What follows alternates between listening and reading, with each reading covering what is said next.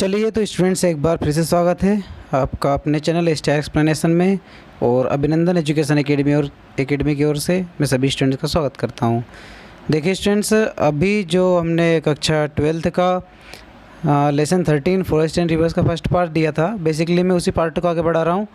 और यही बोलूँगा कि जिन स्टूडेंट्स ने पहले पार्ट को नहीं देखा है, कृपया वो पहले पार्ट को देख ले। प्लीज़ आप पहले पार्ट को देखें, तब जाकर आपको सेकंड पार्ट समझ में आएगा, अन्यथा आपका सेकंड पार्ट देखने का कोई मतलब नहीं निकलेगा।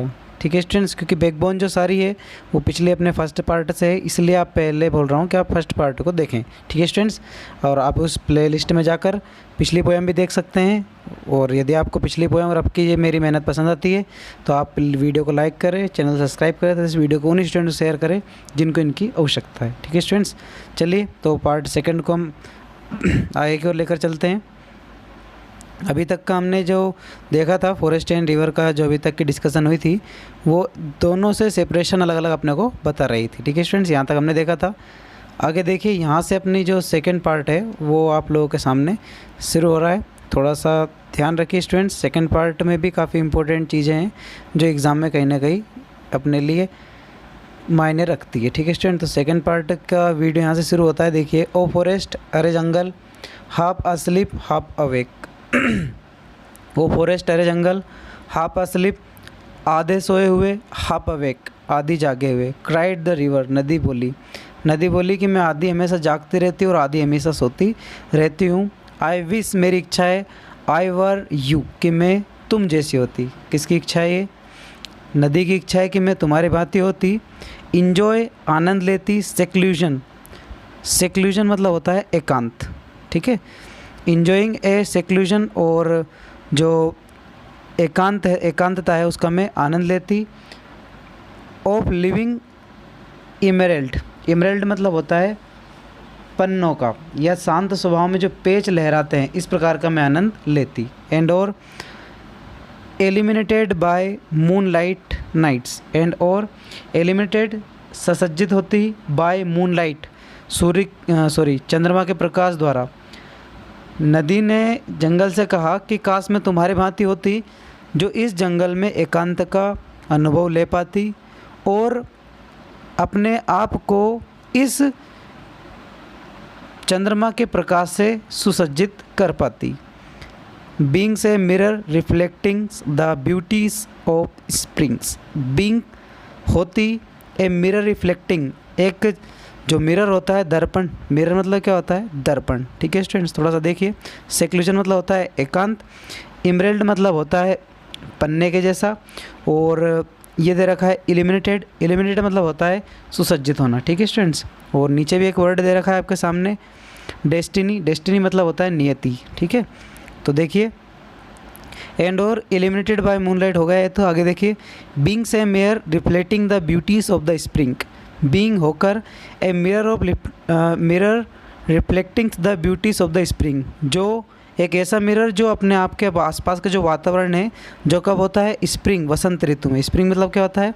वसंत ऋतु में। जब वसंत ऋतु आती है तो पेड़ों का, फूलों का, पत्तों का कलर जैसा होता है, जिसके कारण एक जो रिफ्लेक्शन होता है, मतलब प्रकाश का परिवर्तन होता है, वो मैं दिखा पाती। नदी कह रही है जंगल से। ठीक है, your destiny a new life, तुम्हारी नियति है कि तुम्हें हर बार कैसा मिलता है? एक नया जीवन मिलता है। कब?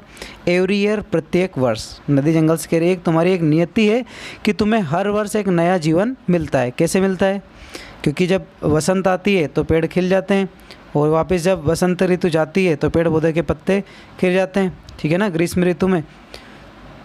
इसके बाद वापस से नए पत्ते उसमें लगने लगते हैं, तो मतलब उसका हर बार क्या होता है? एक नया जन्म होता है। आगे देखिए, एवरी ईयर हो गया प्रत्येक वर्ष। My life running away from my self all the time, my life मेरा जीवन, रनिंग दौड़ता रहता है, अवे रनिंग अवे मतलब दौड़ता रहता है, from my self all the time पूरे समय। नदी कह रही है कि मेरा ऐसा जीवन है कि हमेशा दौड़ती रहती हूँ, रनिंग रनिंग रनिंग दौड़ती रहती हूँ। इन बिविल्डरमेंट क्या दे रखा है स्टूडेंट्स? ये बिविल्डरमेंट मतलब होता है घबराहट। इन बिल्डरमेंट्स मतलब घबराहट से, मैं हमेशा दौड़ती रहती हूँ जैसे किसी घबराहट में हूँ। एंड और व्हाट इज़ माई गेन, और उससे मेरी उपलब्धि क्या है? पता नहीं मैं किस लिए दौड़ती रहती हूँ, मुझे पता ही नहीं है, फिर भी लगातार मैं दौड़ती रहती हूँ। Of all this meaningless journey, meaningless journey मतलब, मीनिंगलेस मतलब कैसी होती है, जिसका कोई अर्थ ना हो, मतलब अर्थहीन यात्रा। ये यहाँ पर दे रखा है आपके सामने, कहाँ पर दे रखा है ये, मीनिंगलेस जर्नी। क्या बोलिए इसे, मीनिंगलेस जर्नी। मीनिंगलेस जर्नी मतलब होती है अर्थहीन यात्रा। मैं क्या करती रहती हूँ, अर्थहीन यात्रा करती रहती हूँ, मतलब बेफालतू ही दौड़ती रहती हूँ। ये आपके सामने ऊपर दे रखा था बिल्डरमेंट। बिल्डरमेंट मतलब होता है घबराहट। ठीक है स्टूडेंट्स, आगे देखिए। ओ नेवर हैविंग्स ए मोमेंट ऑफ काम एंड रेस्ट। मेरे पास ऐसा कोई सा समय बचता ही नहीं है जब मैं शांत रह लूँ और आराम से आनंद ले पाऊँ। आगे देखिए। No one can ever know what the other fields who does care to ask. No one कोई भी नहीं, कैन एवर नो जानता, व्हाट द अदर्स फीलिंग्स मेरे अंदर भावनाएं क्या चलती है, who does care to ask कोई मुझसे पूछे। और ये मेरे से कोई नहीं पूछता कि मैं क्यों दौड़ती हूँ, क्यों इधर उधर भागती रहती हूँ, मेरे अंदर चल क्या रहा है, ये मेरे से कोई नहीं पूछता। ठीक है स्टूडेंट्स, यहाँ तक की जो अभी तक की ये पोएम सीरीज है, थोड़ा सा इसकी जो लाइन दे रखी है, इन लाइन को थोड़ा ध्यान से वीडियो को पॉज करके एक दो बार रिवाइज करिए ताकि आसानी से आपको समझ में आ जाए। चलिए आगे को लेकर चलते हैं आपको। About a passer by, about बारे में, ए पासर बाय गुजरते हुए यात्री से या गुजरते हुए तरीके से, इफ़ ही रियली एग्जिस्ट वास्तविकता में, अनुमानित एग्जिस्ट मतलब अनुमान रखता हूँ या फिर अस्तित्व में रहती हूँ। इफ़ ही रियली एग्जिस्ट यदि वास्तविकता में मेरा कोई अस्तित्व है तो, और या फिर वाज ओनली ए शेडो कि मैं एक परछाई हूँ, मुझे पता नहीं चलता कि मेरा कोई अस्तित्व है या मैं कोई परछाई हूँ। नाउ ए पासर बाय, हर कोई मेरे पास में आकर गुजर जाता है। Aimlessly walkings in shade comes to ask himself. Aimless मतलब बिना लक्ष्य के, वॉकिंग चलते हुए आता है, इन द शेड छाया में, कम टू आस्क हिमसेल्फ और स्वयं से ये बात पूछती है। जब वो अपने आप से नदी बहती हुई पूछती है कि मेरा कोई टारगेट ही नहीं है, मैं क्यों बहती हूँ, कोई मेरे सामने आता है और मैं उसके सामने से निकल जाती हूँ। आगे देखिए। हु एम आई, मैं कौन हूँ, ए रिवर ए फॉरेस्ट।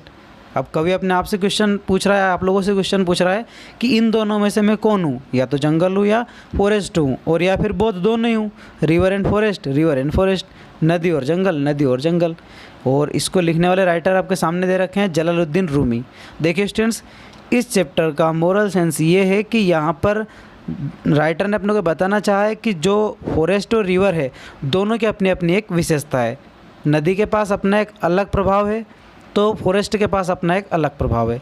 मतलब राइटर ने सीधे सीधे इस बात को ह्यूमन बींग से कनेक्ट किया है, जिसमें उसने अपने बताने को ये कोशिश करी है कि हर व्यक्ति के पास कुछ ना कुछ स्पेशल पावर है, बस ज़रूरत है उसे अपने स्पेशल पावर को पहचानने की। ठीक है स्टूडेंट्स, तो अब तक की वीडियो के लिए धन्यवाद।